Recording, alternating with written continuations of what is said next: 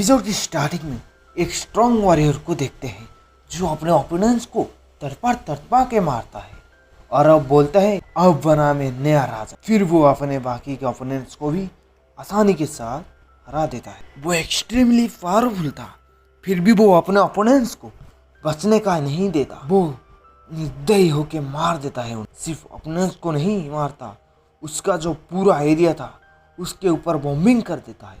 उधर जितने भी लोग थे सब तड़प तड़प के ख़त्म हो जाते, पूरा एरिया डिस्ट्रॉय हो जाता है। इसके साथ में सबसे डेंजरस राजा बन। ये सब उसके ताज और तलवार को देखते हुए बोल ही रहा था। उसको कुछ अजीब सा महसूस होने लगता है और वो वहीं पर डूब रहा ऐसा फील करता है। वो एकदम से तभी वो अपनी आंखें बंद कर देता है।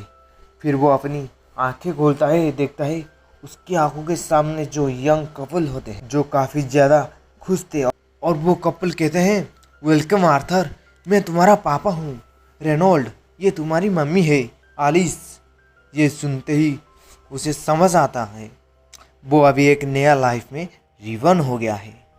वो अभी एक बच्चा है, एक राजा नहीं। उसको समझ नहीं आ रहा है ये क्या हो रहा है।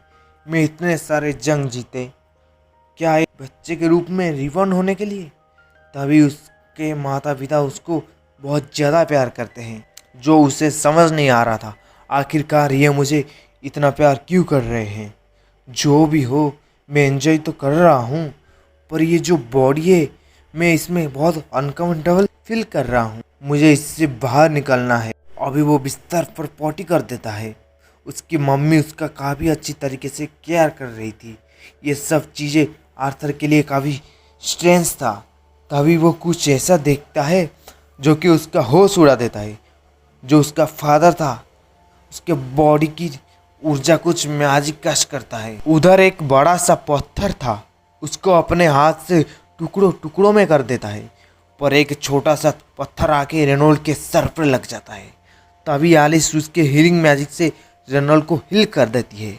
ये सब आर्थर के काफ़ी फैसिनेट कर देता है।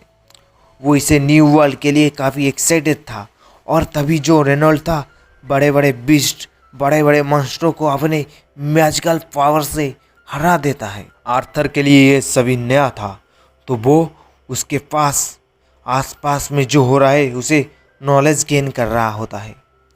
फिर जो आलिस थी, आर्थर चलो अब सोने का टाइम हो गया है। फिर उसे नींद आने लगता है। उसकी जो पास्ट लाइफ थी, कहाँ चैन की नींद थी। हर दिन कोई ना कोई उसे मारने आता था।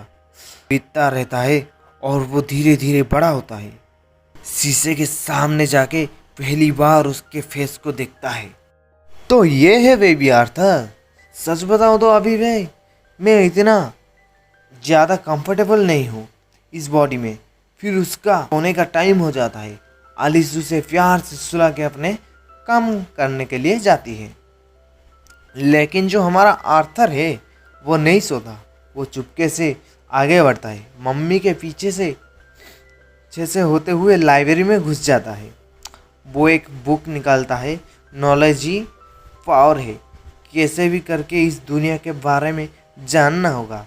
फिर ये जो मैप है इसमें 3 किंगडम होते हैं, जो है बर्फ का, दूसरा है एल्फ्स का, तीसरा जो है इंसानों का, जहाँ इंसान अपने फैमिली के साथ रहते हैं। इस किंगडम का नाम है 7 किंगडम।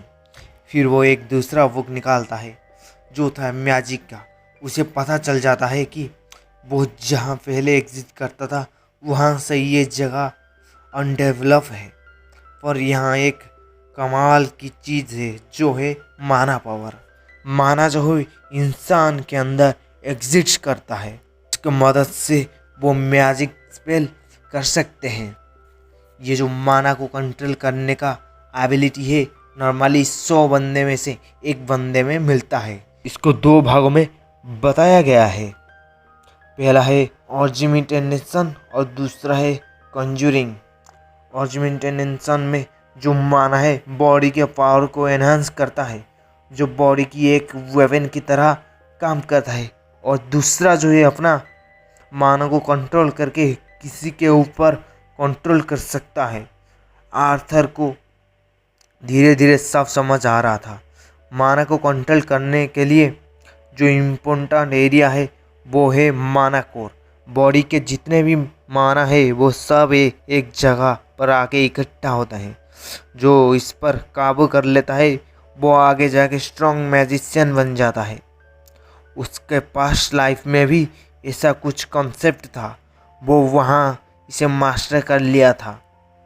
क्या मैं इससे यहाँ पास्ट लाइफ के नॉलेज के वजह से हासिल कर सकता हूँ? फिर वो अपना पूरा बॉडी का माना को एक सिंगल एरिया में फोकस कर देता है। फिर उसका बॉडी एक दूसरे ही एरिया में आने लगता है। उसका माना एक जगह पे कलेक्ट होने लगता है। तो अभी वहाँ पे आलिस आ जाती है।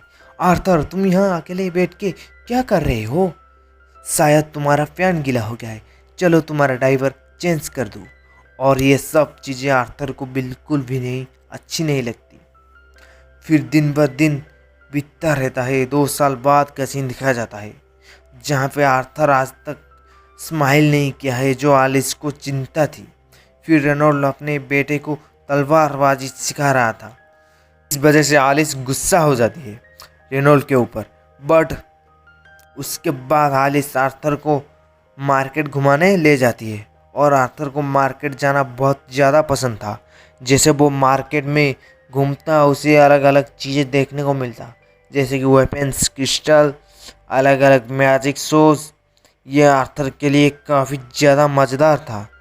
फिर आते टाइम आर्थर थक जाता है तो सो जाता है।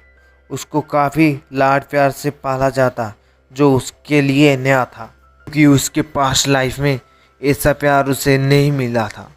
वो एक अनाथ था, उसका माँ बाप कोई नहीं था, इसलिए उसके लिए इस लाइफ में जो मिल रहा है नया था, जो कि उससे ज़रूरत था।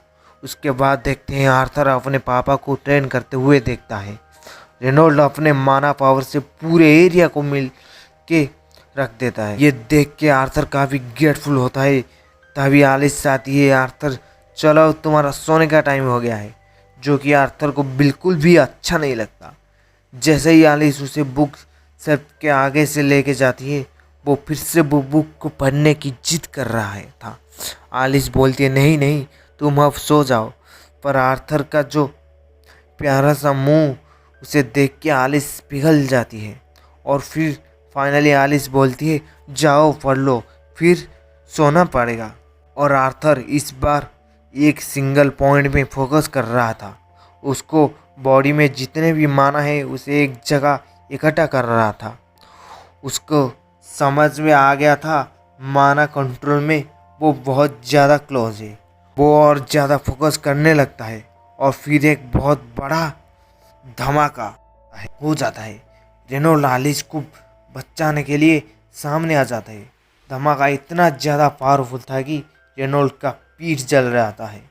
तभी आलिस सोने लगती है, क्योंकि जिस जगह धमाका हुआ उधर आर्थर था।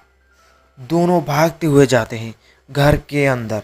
जैसे ही वो देखते हैं उनका होश उड़ जाता है, क्योंकि वो अपने सामने अपने बेटे को हवा में लेविटेट करते हुए देखते हैं।